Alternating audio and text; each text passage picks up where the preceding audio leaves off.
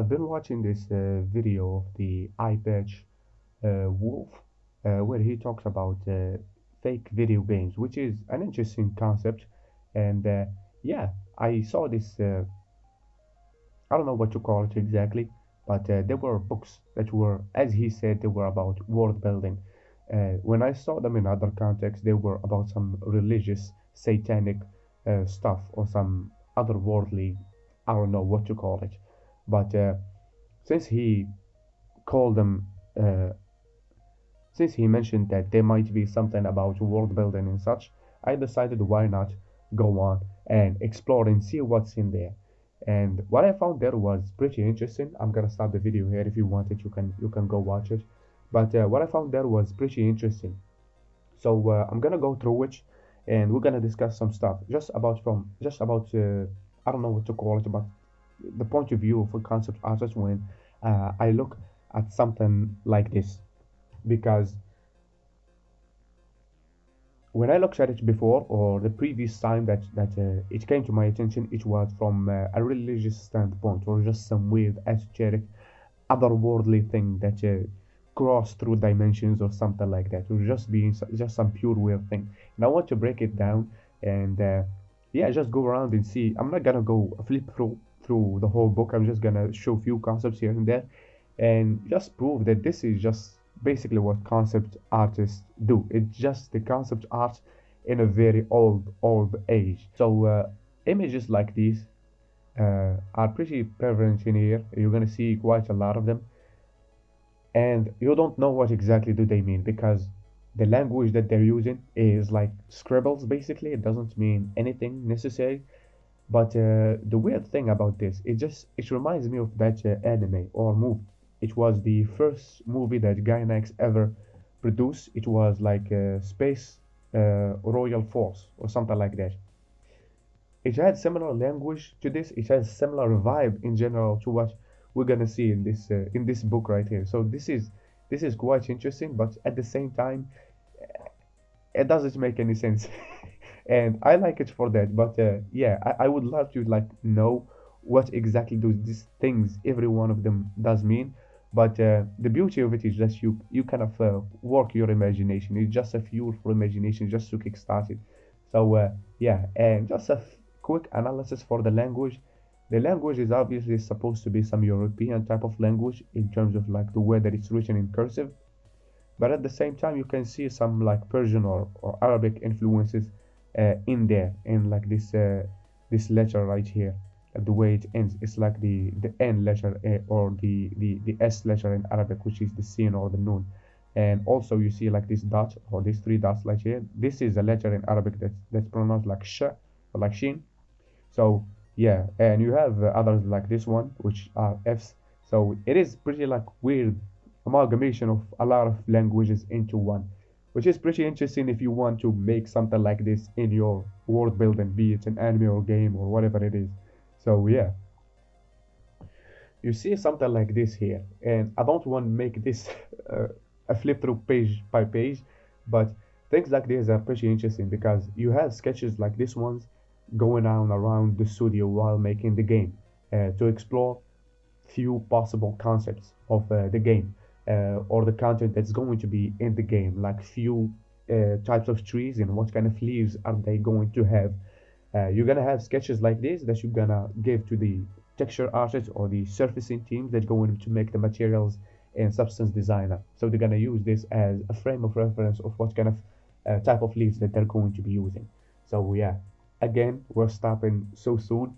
But if you look at these flowers right here, which they look outstanding and out of the ordinary, but we can do a quick breakdown of them. These right here, these shapes, they look like hats. Hats is the inspiration for this one. This one right here, it is a sunflower and tomatoes mixed together. So if you look at it from far away, you might think that it is some like devil fruit type thing. But if you look closely at it, it kind of takes away from the mysticism and it makes it a bit more like light-hearted, if you will. And it kind of gives you ideas because, for example, we can do something like that. If I switched to the Photoshop, we can actually draw something like that if we want to.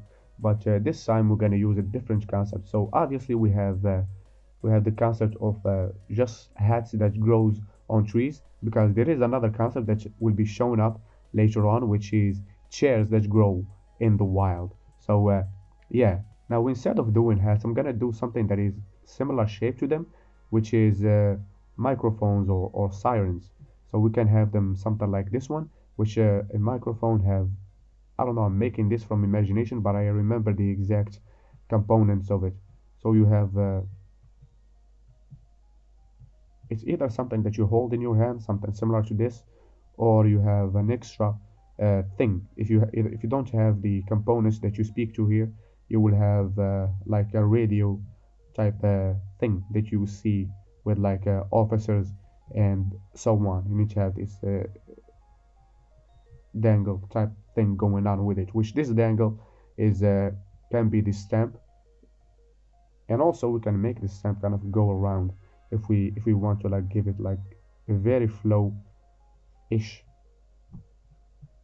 Hold on, I'm messing up measure here. The flow of the mic thing goes something like this one, like this shape. So if you want it to be looking similar to it, we can go in a similar way, where we have the contours of the tree kind of going around, something like this.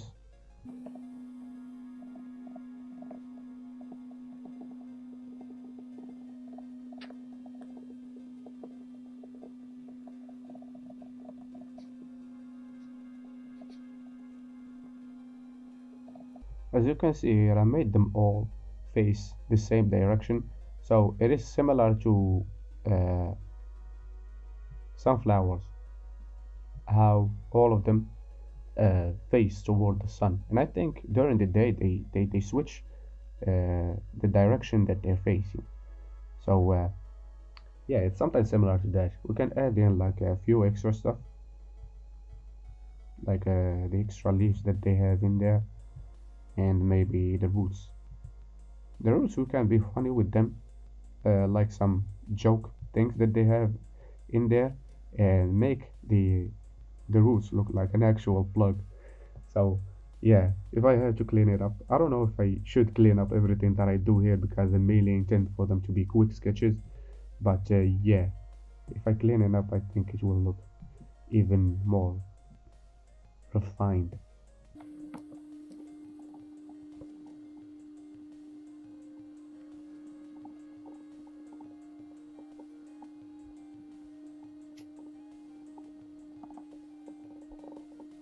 So yeah, it is about something like this.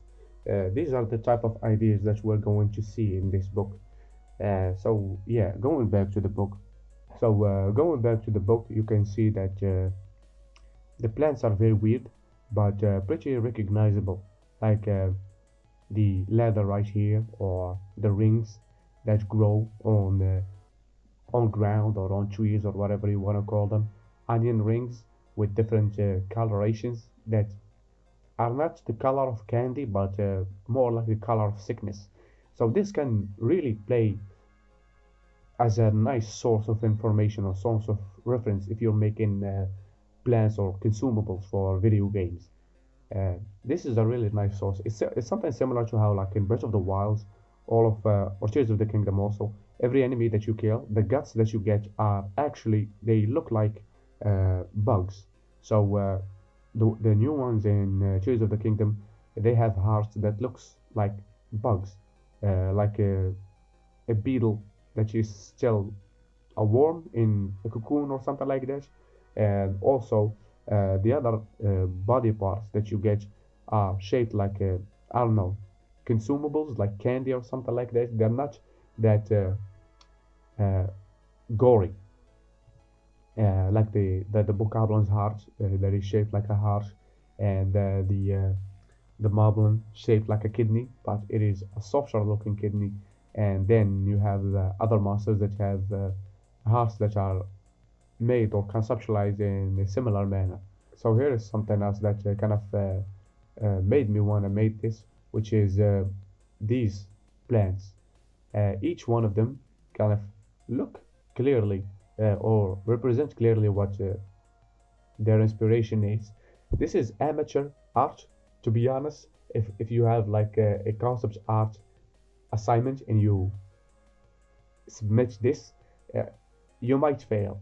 But just looking at it as just a very ancient way of conceptualizing things, it is very nice to look at. It is very like cool to see how far we came. It's like checking out the concept art of Final Fantasy VII and seeing how trash it was compared to what a beginner can do uh, nowadays.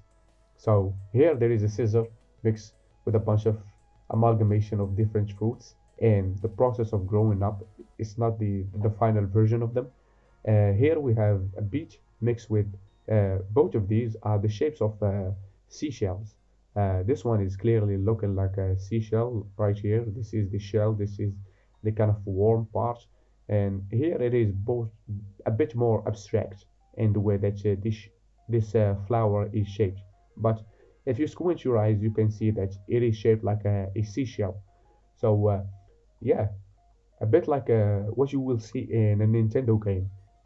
So in terms of the abstraction and making things a bit more friendly and just straight up in your face in a way that you just see it and you recognize what it does mean. Here is a cool concept which I really liked, like tomatoes mixed with carrots, or this banana that have drugs in it, or things like this one right here. This is a really cool concept. All of them kind of give me the feeling that they are something similar to alchemy or mixing some Frankenstein things with each other, which is a really cool concept that might have been at the time a bit, I don't know, progressive, out of the ordinary, avant-garde, if you will. But yeah, cool concept. This is the one that is a bit absurd, which is a tree that walks. And you can see this one that I didn't pay attention to at first, but you see that the tree grows in both ways. And this is actually something that is cool that you can work with in a game that is a bit too like biblical, something like the El Shaddai's, whatever it was that game's subtitle was, or Elden Ring, or anything like that. Near Automata, for example. The tree can't be like an actual tree, or it can be organic in case of like the world of Near Automata, something to create a contrast between the synthetic and the organic. But what I like is this. This is exactly what they have in Tears of the Kingdom with those Yiga trees that ambush you. This is exactly what you have. A tree that moves and that bends over, and wood isn't supposed to be bending like that, but the tree bends over to bonk you in the head. So yeah, pretty interesting concept. But what's more interesting is this: the tree is migrating. So yeah, imagine a concept like this: trees that are sentient. In matter of fact, maybe we can do something like that right now. It looks weird only because it is made in that type of art style, which is a bit more like a textbook, something that is supposed to be taken a bit seriously. But if you look at it in terms of a video game thing, uh, it is a bit tolerable. It is a bit, I don't know, cool concept. So for this one, we can make this tree the.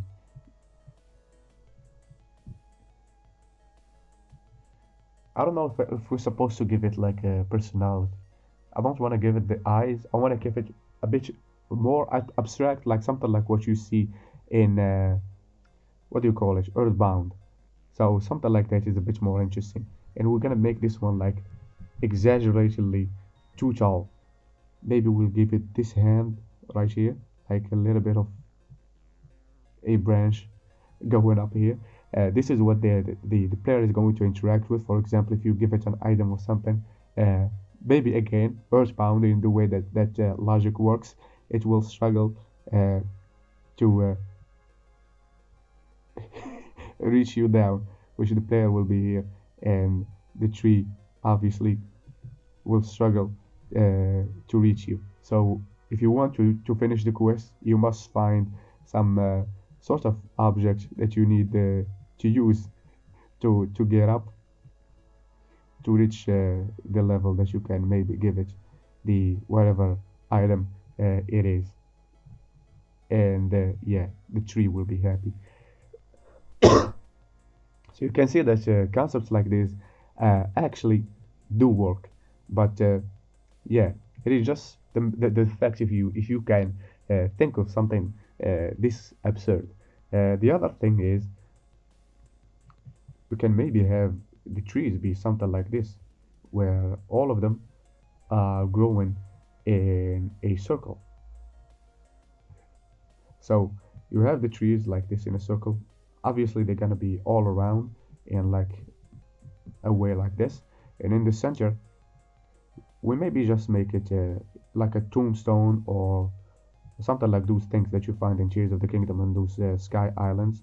And the players are going to be investigating them, so they need to see what's going on, what's up with these things.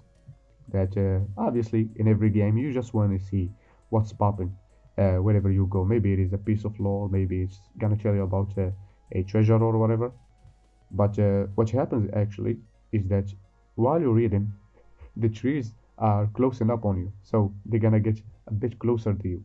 The more that you spend time reading, the closer that they're gonna get until they basically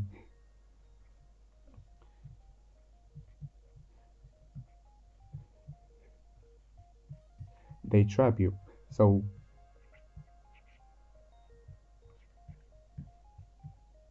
you cannot leave. So if you're trapped here, you cannot leave.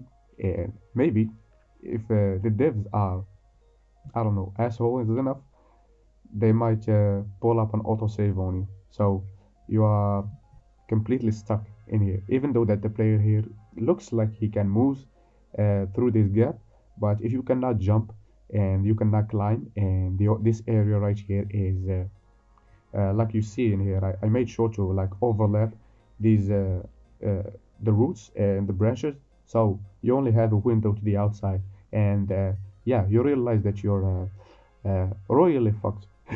So this is a cool concept that you can make with alive or sentient trees, and many more other concepts that I don't know. Maybe you can share them with me on Twitter. I really want to see what you can come up with. So this one that is flipped over is the concept that I talked about before of a chair that you can just take out of the wild and use it. Pretty niche one. Uh, Here is the one that drove the eye patch wolf quite insane, which is yeah, I don't know. It's European comedy. If you check a lot of books or journals or comics of olden times, I don't know how old they are to be honest. It's just back when they used this like pencil coloring techniques. They're pretty weird. The European sense of humor is yeah, it's weird. Here is another cool concept. Now this one is pretty obvious what it is. It's just uh, your average moth. So these are like just moths or insects that get attracted to light, but you can think of them as fairies. Obviously, in here, if you want to look at it like some medieval scientific document, these might be actual like photons or particles that exist around the light or get attracted to the light, maybe like some micro insects that gets attracted to the light. But in a sense, they're like fairies that exist around the light. So something like the fairies in Zelda. They will they will exist only around here. The fairy fountain or the fairy fountain. They only exist around the fairy fountain. I don't know what I was thinking about, but this is a really interesting concept. I don't know how to use this in a game other than adding environmental flair or attracting the player to some sort of I don't know, treasure or side adventure, maybe something like this one. Hold on. This is a very janky recording, but I'm gonna go with it regardless. So it might be something like a piece of rock that exists in nature, unbothered. So we have nature right here, chilling. This is a rock side, and this is another tree. This is the cliff, bit of foliage, and our player. And here is the mic drop. Hold on, let me check. Yeah, I'm still recording. So, as I was saying, here is where the fairies will be. And I am using the fairies of Breath of the Wild, but they can be literally anything. Something like the shapes of the particles there. Maybe we can use something like the Miyazaki movie. The creatures that looks like this. This is the most hideous drawing that I ever made. But yeah, it looks something like this, which is pretty scary. Even though that the one that Miyazaki made looks a bit more cute than this one. But yeah, if I made this a bit thicker,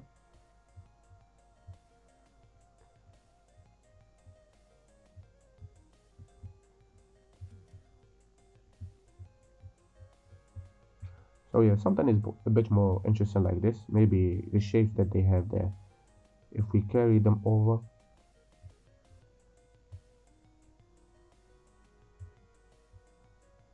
if they have multiple legs like this, maybe we'll make them flying creatures rather than actually having them being something like this one that needs to be landing. Or we can have multiple of them, like having some that are flying and some that can be standing. We can make them absurd like this shape that we have here, and make them have like multiple small legs, like insects, in the way that they move. And yeah, they can be really any shape as long as we make this I don't know what you call it, but iconic face, which is just three circles. So something like this. So yeah, this pretty interesting concept. And yeah, if the player sees this, they can approach it, maybe hit the rock, and it will appear. It will show like a door right here that leads somewhere.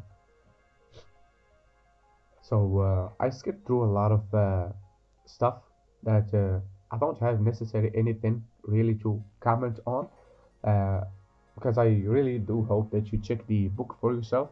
But stuff like this really did pique my interest and stimulate my imagination, if you will. This creature thing right here. This looks weird. This looks a bit like an ugly creature, ugly beast. But yeah, when I looked at it, the first thing that I could think of is this can work as a weird kind of gadget that a player might have, or can be something like a Pokemon, for example. And I drew some of the concepts that I was thinking about earlier, and they look something like this one, like this right here. So this one is what I thought of when it comes to a Pokemon, for example, where they have that leaf shape that is pretty graphical in nature.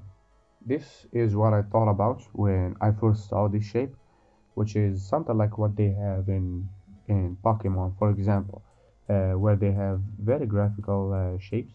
For example, something like this for the leaf, and then you will have the shape of the creature being just a a circle or a ball. And for the eyes, they might have something cute going on, something like this, or maybe the eye can be something like this one, like the example that I did here, which is uh, how you draw a face. You do something like this, which is drawing the mapping the topology of the face, how it is rounded or squish or stretch or whatever. But they keep some of the lines of measurements or sketching, and they just add in details to them, something like this. So yeah, and you have your Pokemon, whatever.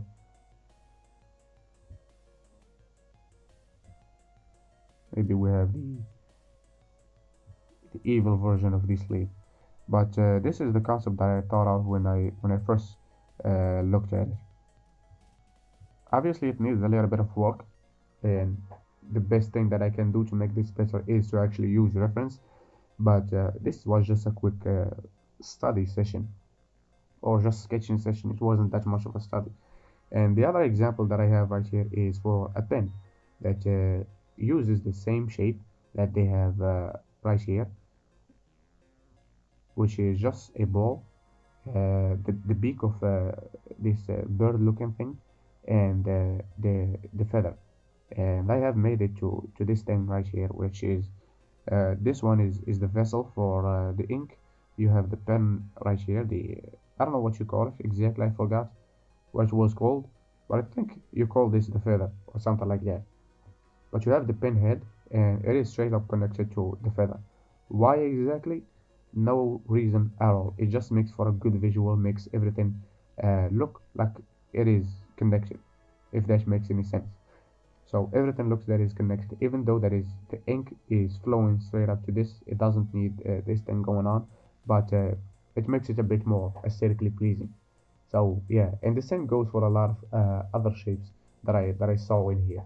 And yeah, I think that's about it. I'm gonna end up with this final example right here. This is the final example that I'm gonna have, which is almost near the end of the book.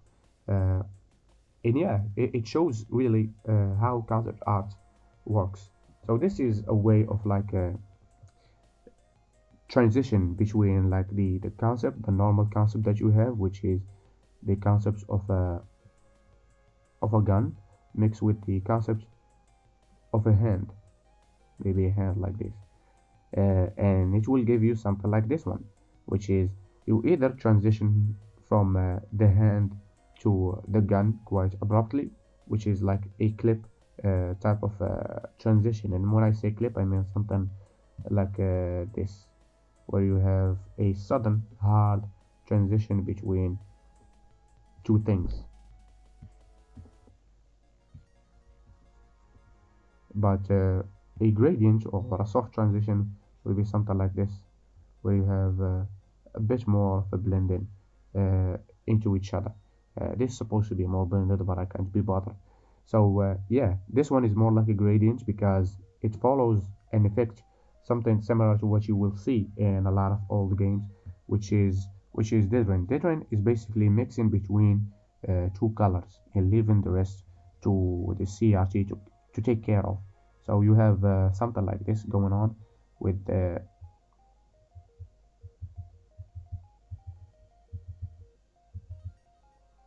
so something like this is what dithering is. And in pixel art, obviously, it looks how it looks. If you play games, you must have seen it, and I will try to put it on screen. But that is something how this logic works, is that you blend in between two objects and you transition slowly from one to the other. Thank you for tuning in. Thank you for listening. As always, make sure to have yourselves a damn good one.